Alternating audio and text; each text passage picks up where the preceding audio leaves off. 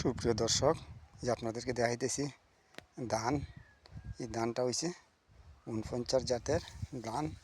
এই ধানটা কিন্তু অত্যন্ত ভালো এবং এই ধানের চালগুলা খাইতে অত্যন্ত সুস্বাদু এবং অনেকেই এই ৪৯ জাতের ধান করছেন এবং যারা করছেন না করতে পারেন। এখন এই ধানগুলা এই যে অগ্রহায়ণ মাস জমি থেকে কাটা হবে এবং আমাদের পাইকপাড়া গ্রামের ধানগুলা কাটা শুরু হয়েছে এবং এই ধানগুলো আপনাদেরকে দেখাইতেছি।